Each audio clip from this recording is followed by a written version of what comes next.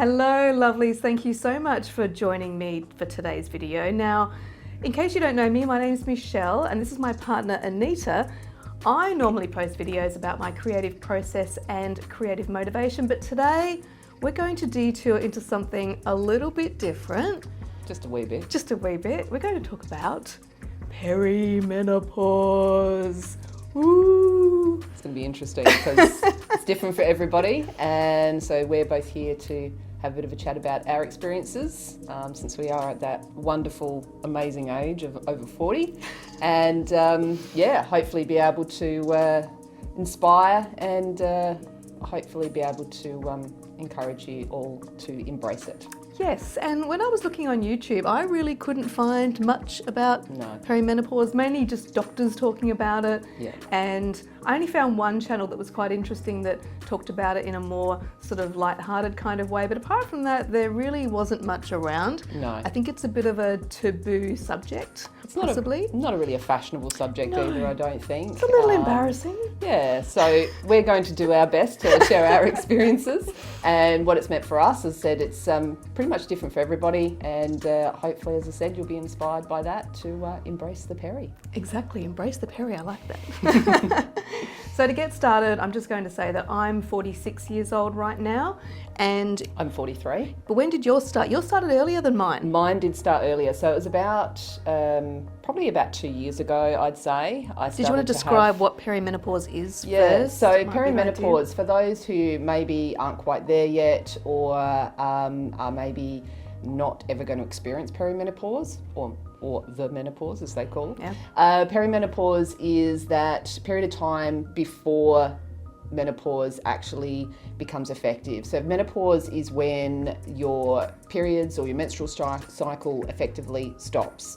And I think previously there's been a lot of jokes around menopause, menopausal women becoming, old. It's angry. It's angry and mood swings and everything like that. And notwithstanding, that definitely does happen.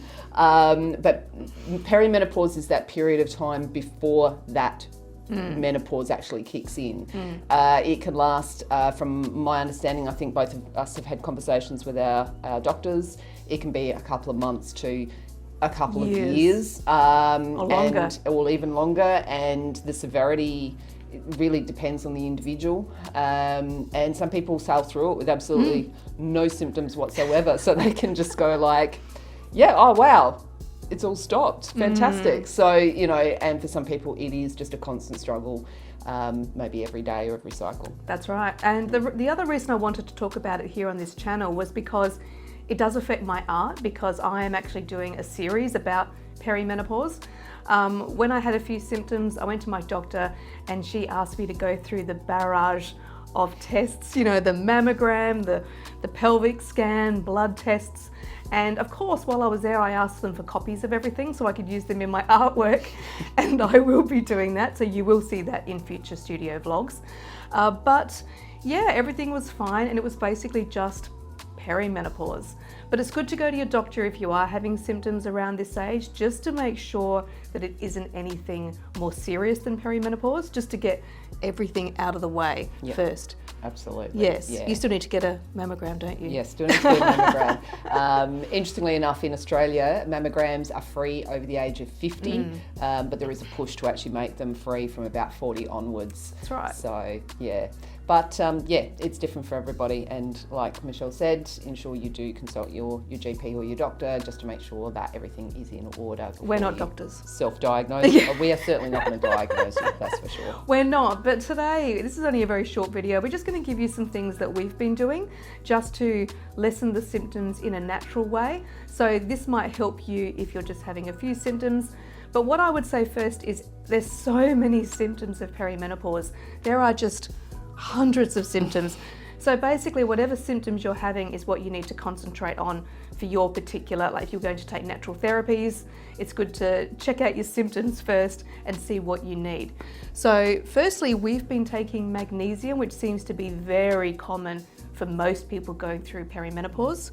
I mean, my symptoms are cramping, your symptoms are migraines and things Yeah. like that. Although my migraines, I have a history of migraine, and my migraines are actually reducing month on month. So interestingly, as I'm moving further into perimenopause, so as I said, it's different for everybody. We also take evening primrose oil, which is generally fantastic for women's health. You don't even have to be at that menopausal stage. Any time if you are menstruating, it's a really, really good supplement to take. We've been taking it for years. We have been, and it's actually been proven to be very, very effective. And doctors will usually point you in that direction straight away to take evening primrose oil if you're having cycle issues. What else are we taking? Reducing coffee. Reducing coffee. I literally just had a sip of my coffee, but I'm only having, I've never been a big coffee drinker. The most I will have is say 3 or 4 a day, but I'm now reducing it to the most I have is 2 a day. Increasing water. So I don't know, depends on how tall you are and all this sort of thing, but I try and get, you're very, very tall. That's why we're sitting down in this video, because she's a foot taller than me. I'm actually even stooping. I try and drink 2 litres of water a day, and they say when you're perimenopausal to try and drink more water to stay hydrated. What else are we doing? Taking iron tablets. Yes. Again, iron can be a bit of an issue if you're going through perimenopause and you've previously not had any problems. Exercise, so making sure you're keeping up regular exercise.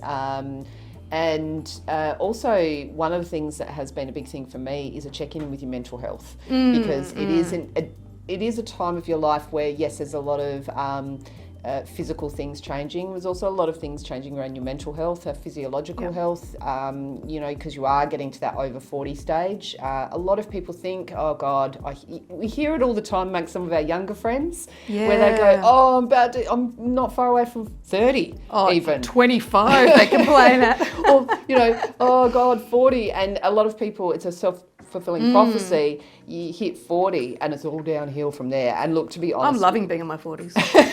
And I think this is the thing. In the past, it's been seen as this real negative thing. But it is very much a real, wow, over 40. And it's great because you've learnt enough that you can go ahead and do things and you basically don't give a shit. And it is a time where a lot of women who, and I'm a mother, Michelle isn't, but... cats. Oh, apart from cats. But if you're a mother, it's often a time where your children are starting to strike out on their own. They're teenagers or getting close to that age. And again, sometimes I hear these women that sort of, and look, this is I'm not having a go, but it is very much, oh, my babies are leaving. And it's like, and I think a lot of people, that coupled with perimenopausal changes, can make women feel a little bit teary, a little like they haven't accomplished anything. They've got nothing left to really live and work for. This is your time to actually strike out. What did you love doing before you had kids? What did you enjoy? What were your passions? Get back in there and start investigating those things, because, your kids may not need you as much. Don't worry, they will always need you. Or check out one of my other creative motivation videos. That's it. To give you some ideas. Yeah, so, and if you feel that you need a bit of support around that from a mental health perspective, I think it's really important to just seek out someone, and again, your GP or your doctor can often point you in the right direction if you don't know where to go, to actually help you that step forward to remove that blocker and enjoy that time. And also go to your local health food shop. I found they were really, really helpful. So I said to them, I've been having a few, night sweats, and they were like, sage tea, go and get some sage tea. And you know what? Works a treat. And they were really, really helpful. They knew so much about, what symptoms do you have? And then they'd point you in the direction of something natural to try. So we're going down the natural route. We're not really concentrating on hormone replacement therapy. We're not really into that sort of thing, but that's a complete personal choice. That's just something that we're not really willing to do right now. Not really interested in, but it is one of those things where it has to be an individual decision, and obviously with something like that, it's a decision you make with your doctor as well. That's right. But there's a lot you can do. There's a lot you can learn about yourself during this time. your time, I suppose. It sounds a bit You're in your cliche. prime. You're in your prime. That's what I believe. Yeah, but it is time to, you've learned all these amazing lessons throughout your life. Your life is changing a little bit. There's a few things that are changing up around you as well. But then, it's your choice. That's right. As to how you approach it. You can rock it. So this was just a short video. If you are interested in hearing us chatting more about this or anything else, please leave a comment and let me know. I'm sure you'll be happy to chat further if people are interested. I'm always happy to have a chat. I'm always happy to have a chat. If you are. want to hear more from me, by all means, leave a comment below. I'll come back. I'll talk about anything. She will. She really will. So until the next video, bye. Thank you. Bye.